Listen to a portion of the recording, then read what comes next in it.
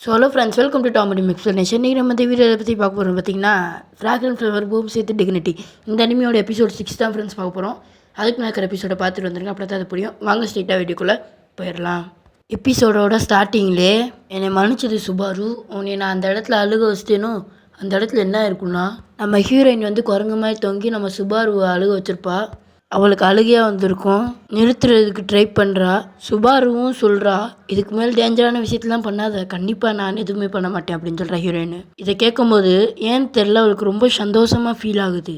சுபாருவை பொறுத்த வரைக்கும் வக்கூரி தான் ஹீரோ மாதிரி, ரொம்பவும் க்யூட்டு, அதுவும் இல்லாமல் அதரபுளான ஒரு பொண்ணாகவும் இருக்கா. நானும் வக்கூரி மாதிரி ஸ்ட்ராங்காக இருந்தா அப்படின்னு சொல்லி சுபாரு நினைக்கிறா. அப்படியே ப்ரெசண்ட்டுக்கு வருது சீனு. என்னை மன்னிச்சது, அன்றைக்கி நீங்கள் 2 பேரும் உட்காந்துட்டு இருக்கும்போது நான் பார்த்தேன். நீங்கள் போன பிறகு அவன்கிட்ட போய் பேசினேன், ரெண்டாரு கிட்ட தான். நான் இந்த மாதிரி போய் சொன்னேன், இந்த மாதிரி வக்கூரியை மீட் பண்ணதுடா அப்படின்னு சொன்னேன். என்னையை மன்னிச்சிடு அப்படின்னு சொல்கிறா சுபாரு. நான் அந்த மாதிரி பேசினதுக்கு நான் ரொம்ப கஷ்டப்படுறேன் சுபாரு. நீ இந்த மாதிரி திடீர்னு மன்னிப்பு கேட்கும்போது எனக்கே ஒரு மாதிரி இருக்குது அப்படின்னு சொல்கிறா வக்கூரி. ஏன் சொல்கிறேன்னா, எல்லாத்துக்கும் காரணம் தான். எனக்கு இப்போ தான் விஷயமே புரிய ஆரம்பிக்குது. நான் கேட்டுக்கிட்ட நிற்கும் போது ஒரு பிரச்சனையாச்சுல, இந்த சிடோரி ஸ்கூலும் கொக்கோ இவ்வளோ டென்ஷனான விஷயம் இருக்குதுன்னு எனக்கு இப்போ தான் தெரிய வந்தது. வர்றதுக்கே காரணம் நான் தான். அதனால் நீ மன்னிச்சிடு. அவ்வளோ தூரம் போய் கேட்டிருக்க, எனக்காக தான் நீ கேட்டிருக்க.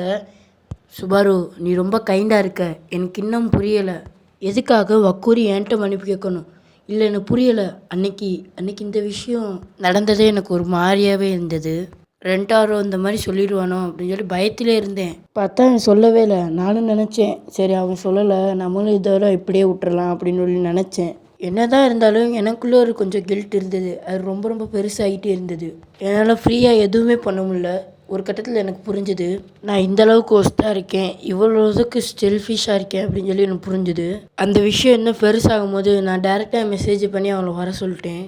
அப்படியே ப்ரெசண்ட்டுக்கு வருது. அந்த இடத்துல அவன் மன்னிப்பு கேட்டுட்ருக்கா. எல்லாத்துக்கும் காரணம் நான் தான். நான் இவ்வளோ விஷயத்த பண்ணியிருந்தாலும் அவள் ஒரு விஷயத்துக்கு கூட ப்ளேம் பண்ணவே இல்லை. எனக்கு ரொம்ப கஷ்டமாக இருக்குது அப்படின்னு சொல்லலாம் சுபாரு. எல்லாத்துக்கும் காரணம் நான் தானே, எனக்கே புரியுது. என்ன தான் நான் நல்லா வளர்ந்து ராங்காக ஆக்ட் பண்ண நினைத்தாலும் சின்ன வயசுலேருந்து நான் மாறவே இல்லை. நான் கோலையாகவே இன்னைய வரைக்கும் இருக்கேன். என்னைய மன்னிச்சிரு வக்கூரி, மன்னிச்சிரு. நான் தான் எல்லா தப்பு பண்ணேன். என்னால் தான் உனக்கு இவ்வளோ பிரச்சனை அடிக்கடி வந்துட்டு இருக்கு இல்லையா? சுபாரு, ஏன் அழுதுட்டுருக்க? வா, நம்ம 2 பேர் விளாட்லாமா? சின்ன வயசில் இருந்தது இப்போ விளாட்லாம். வக்கூரி ஏறி விளாட ஆரம்பிக்கிறா. வக்கூரி, இந்த மாதிரி நீ விளாட ஆரம்பித்தா உன் ட்ரெஸ் எதுவும் அழுக்காயிராதா? எனக்கு ஞாபகம் இருக்கா, நம்ம எப்போவுமே சின்ன வயசில் விளாடும் போது ஃபுல்லாக ட்ரெஸ்ஸு அழுக்காகும் அப்படின்னு வக்கூரி சொல்கிறா. அம்மாலாம் அப்படி கற்றுவாங்க ட்ரெஸ்ஸு அழுக்காகுனதுக்கு. உனக்கு ஞாபகம் இருக்கா, நான் கூட இந்த கீழே விழுந்திருக்கேன். எனக்கு அந்த டைமில் ரொம்ப வலிச்சுது. ஆமாம், பின்ன வலிக்காமையா? நீ சொன்ன விஷயத்த என்னால் மறக்கவே முடியல தெரியுமா? வக்கூரி, உனக்குள்ளே இருக்கிற அடியை எனக்கு கொடுத்துடு, நான் வாங்கிக்கிறேன் அப்படின்னு சொல்கிறா சுபாரு. சர்ப்ரைஸ்லி எனக்கு என்ன ஆச்சுன்னா, திடீர்னு அந்த வழியெல்லாம் மறந்து போயிடுச்சு எனக்கு. சுபாரவும் சொல்கிறா, என்னது நான் அந்த இடத்துல இப்படி சொன்னேன்னா? அதுக்கு வாய்ப்பே இல்லை. திரும்பவும் மன்னிப்பு கேட்குறா. நீ மன்னிச்சிரு, என்னால் தானே உனக்கு இவ்வளோ பிரச்சனை. நீ என்னதான் இருந்தாலும் என்னையோட நீ தானே ரொம்ப கைண்டாக இருக்க அப்படின்னு சொல்கிறா சுபாரு. நிறுத்து, இப்படிலாம் சொல்லாத. அப்படி சொல்ல போனால் நான் தான் உன்கிட்ட மன்னிப்பு கேட்கணும். நீ தான் கைண்டானவ. உண்மையை சொல்லணும்னா, நான் அந்த மங்கி பால் ஆடுறது என் தப்பு தான். எனக்காக நீ ரொம்ப அழுத, எனக்காக நீ எவ்வளோ கேரிங்காக இருந்திருக்கன்னு அப்போ தான் எனக்கு புரிஞ்சிச்சு. உன்னை நான் ரொம்ப நெருக்கமான டைம்லையும் பார்த்துருக்கேன். நீ எனக்காக எவ்வளோ செஞ்சுருக்க. எப்பயுமே நம்பிக்கையாக என் கூடயே இருந்திருக்க. அதனால் நான் என்ன விருப்பப்பட்டேன்னா, எப்பயுமே உன் கூட நான் சப்போர்ட்டாக இருக்க விரும்புகிறேன். இன்றைக்கி வரைக்கும் நான் உன்னை நேசிக்கிறத விட மாட்டேன். நீ இந்த மாதிரி ஒருத்தி இருக்கா அப்படின்னு சொல்லி நீ மறக்க மாட்டேன்னு நான் நம்புகிறேன். எனக்கு சுபாருன்னா ரொம்ப பிடிக்கும். பழைய விஷயத்தையெல்லாம் நினச்சி யோசித்து பார்த்துட்டுக்கா. நான் எப்போ அவளை பார்த்தேனோ அப்போலேருந்தே எனக்கு அவளை பிடிச்சிருச்சு. ஏன்னு தெரியலை, இப்போ தான் எனக்கு ரியலைஸ் ஆகுது சுபாரு என்ன பண்ணணும்னுச்சு. அப்படியே வக்கூரி அங்கே உட்காந்துட்டு இருக்கும் மாதிரியே சுபாரு வந்து ஹக் பண்ணிக்கிட்டே சொல்கிறா. என்னாச்சு சுபாரு? ரெண்டாரோ கிட்ட அன்றைக்கி நான் சொன்னேன், இந்த மாதிரி வக்கூரியை மீட் பண்ணாத ஸ்காலர்ஷிப்பில் தான் அப்படின்னு சொன்னேன். அவர்கிட்ட பழகிறத விட்டுரு அப்படின்னு சொன்னேன். என்னால் முடியாது, என்னை மன்னிச்சிரு அப்படின்னு சொன்னான். என் மேலே தான் தப்பு. ஃபஸ்ட்டு ஒன்றை நான் கேட்டிருக்கணும், அதுக்கப்புறம் சொல்லியிருக்கணும் இன்னும் நினைக்கிறேன். அவனை பற்றி நீ எப்படி நினைக்கிற? அவளும் ரெண்டாரோவை பற்றி சொல்கிறா. நான் உண்மையை சொல்லணுன்னா, நான் அவனை அடிக்கடி பார்க்கணுன்னு நான் ஆசைப்பட்றேன். அவன்கிட்ட நான் எதை சொல்லணுன்னா ஆசைப்பட்றேன். நான் அவனை லவ் பண்ணுறேன். சுப்பரவும் சொல்கிறா. என்னையவே நானே வெறுக்க ஆரம்பித்தேன். எனக்கே தெரியல, நீ வந்து சொன்னேல நான் ரொம்ப கைண்டாக இருக்கேன்னு. நான் உள்ளக்குள்ளே ரொம்பவே கைண்டாக இருக்கேனா அப்படின்னு பார்த்தேன்னா அது இல்லை. நான் ரொம்பவே கோழையாக தான் இருக்கேன் இன்னைய வரைக்கும். கண்டிப்பாக நீ பார்க்குற கைண்டான சுபாருவை நானும் லவ் பண்ணுவேன். என்னாலையும் சப்போர்ட்டாக இருக்க முடியும். நான் எப்போவுமே உன் கூட இருப்பேன். இன்றைக்கி வந்து நான் ரொம்பவும் சந்தோஷமாக இருக்கேன். திரும்பவும் எமோஷ்னலான சுபாருவை பார்க்க முடிஞ்சது. என்ன சொல்லிட்டு இருக்க?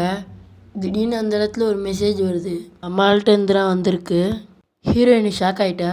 ஏன்னா சுபாருவை பற்றி அவன் கேட்டிருக்கான். என்னாச்சுன்னா அன்றைக்கி சுபாரு வந்து பேசினால எந்த ஒரு கான்டென்ட் இன்ஃபோவும் வந்திருக்காது. அன்றைக்கி நான் அவன்கிட்ட பேசுகிறதோடு விட்டுட்டேன். ஐயோ இப்போ நான் எப்படி விட்டு சொல்கிறது? இப்படியே விட்டாலும் பிரச்சனை தான். எனக்கு வேறு வழி இல்லை. ஹீரோயின்கிட்ட தான் கேட்கணும்னு நினைக்கிறேன். அதனால தான் ஹீரோ மெசேஜ் பண்ணியிருப்பான். அவள் டைரெக்டாக ஹீரோவுக்கு கால் பண்ண ஹீரோ பதற ஆரம்பிச்சிட்டான். கால் அட்டன் பண்ணேன்னு சொல்கிறான். ஆமாம் ரெண்டாரோ என்னாச்சு? அன்றைக்கி நம்ம ஷாப்பில் மீட் பண்ணோம்ல, நீ போன பிறகு சுபாருவை மீட் பண்ணோம்ல, அந்த விஷயத்தை பற்றி பேசணும். பக்கூரியும் சொல்கிறா, நீ கவலைப்படாத, பக்கத்தில் இருக்க நான் ஃபோனை கொடுக்குறேன். பக்கத்துலையா?